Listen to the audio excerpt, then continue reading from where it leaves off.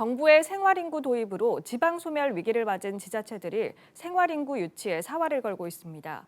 전국 대도시 중 가장 먼저 초고령 사회에 진입한 부산도 일과 휴가를 동시에 즐기는 워케이션 유치에 본격적으로 나서고 있는데요.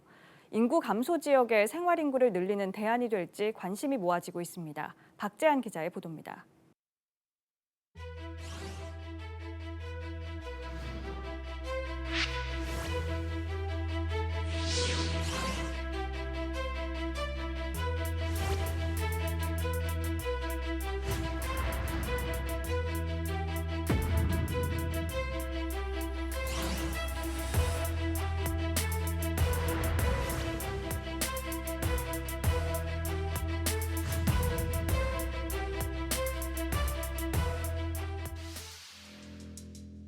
코로나19로 일어난 변화 가운데 가장 큰 변화는 바로 업무 환경입니다. 원격 근무와 온라인 협업이 확대되면서 일을 하기 위해 일터로 출근해야 한다는 고정관념이 상당 부분 사라졌습니다. 이런 변화 덕분에 최근 주목받고 있는 개념이 있는데요. 바로 워케이션입니다. 워케이션은 일과 여가를 합친 신조어입니다. 원하는 곳에서 업무와 휴가를 동시에 할 수 있는 새로운 근무 제도인데요. 워라밸을 중시하는 사회적 흐름과 함께 최근 각광받고 있습니다. 특히 전국 각 지자체에서는 지방 소멸을 막기 위한 대안으로 워케이션 사업을 추진하고 있습니다. 사회가 점점 저출산 고령화되어가고 수도권 집중 현상이 심각해지면서 워케이션 사업을 통해 유입 인구를 늘리겠다는 겁니다. 최근 부산시에서도 워케이션 사업에 박차를 가하고 있습니다. 올해 초 개소한 부산 워케이션 거점센터. 북한 바다가 한눈에 보이는 공간입니다. 700제곱미터가 넘는 규모로 넓은 업무 공간과 회의실, 잠시 휴식을 취할 수 있는 미니바와 테라스 등 다양한 공간이 조성돼 있습니다.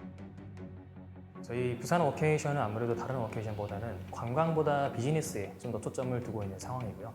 그렇다고 관광을 주시하지 않는 건 아니지만 워케이션에 참여하시는 분들이 좀 더 뛰어난, 좀 더 최적한 공간에서 업무를 할 수 있도록 지원을 드리고 있고, 네트워킹 행사라든지 저희 가칭 WDA라고 부르고 있는데 다양한 이제 네트워킹 행사로 이제 비즈니스적인 교류를 이룰 수 있도록 지원해 드리고 있는 상황입니다. 부산이라는 도시의 매력과 쾌적한 공간이 어우러져 많은 사람들이 거점 센터를 찾고 있는데요. 실제 이곳을 이용하는 사람들은 어떤 평가를 할까요?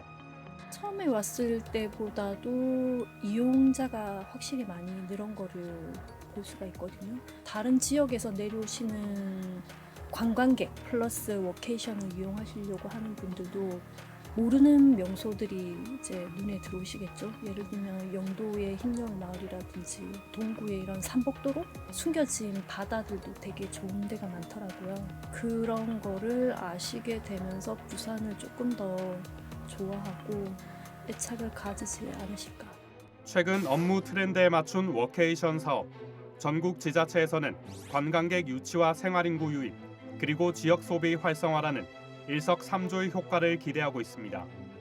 과연 워케이션 사업, 지방 소멸에 맞설 대안이 될까요? 한국관광공사에 따르면 부산 정주 인구 1명이 유출되고 1박 2일 관광객 31명이 부산을 찾으면 지역 경제는 그대로 유지된다는 분석을 내놨습니다. 뿐만 아니라 한국관광공사의 연구에 따르면 워케이션으로 인한 경제적 효과는 3,500억 원, 고용 유발 효과는 2만 7천 명, 생산 유발 효과는 4조 5천억 원으로 예상됩니다. 워케이션 사업을 운영하면서 좀 정량적으로나 정성적으로나 효과가 발생했다고 보고 있는데요.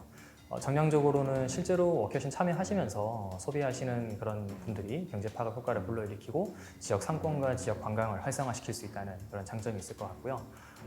지금 워케이션 참여하시는 분들 대상으로 저희가 리뷰지를 수립을 하고 있는데 실제로 기업 업무를 하면서 우울감을 많이 해소했다라는 내용들을 많이 받아보고 있는 상황입니다. 해마다 인구가 줄고 있는 부산의 경우 워케이션 사업의 성공이 절실한데요. 부산시는 워케이션 이용자를 위한 다양한 지원 체계를 마련하고 있습니다. 숙박 시 한 명당 하루 5만 원, 최대 50만 원의 숙박 바우처를 지원하고 있습니다.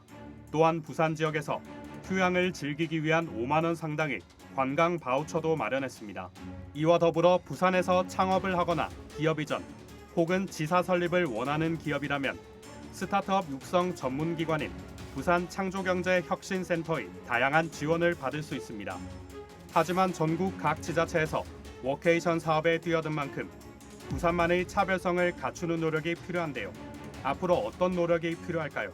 저희가 1차 년도는 아까 말씀드린 것처럼 생활인구 모집을 목표로 하고 있지만 2차 년도에는 이 사업 자체가 지속 가능성을 가질 수 있게 좀 민간으로서의 워케이션이 활성화될 수 있도록 노력하려고 하고 있습니다. 일단 저희 원도심 중심으로는 이런 도시 재생 관련된 사업을 좀 많이 추진하려고 하고 있습니다. 아무래도 빈집이라든지 노후 인구가 많은 이런 인구 소멸 지역에는 저희가 공간을 개선할 수 있는 그런 프로그램을 추진을 해서 그 공간에 여기 있는 기업분들이 도착해서 실제로 공간에서 이제 이전할 수 있도록 좀 지원하는 사업들을 추진할 예정입니다.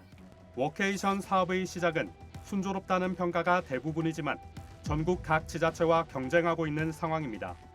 국내 최고 휴양지로 꼽히는 제주와 강원 등에서도 인구 유치에 열을 올리고 있는데요.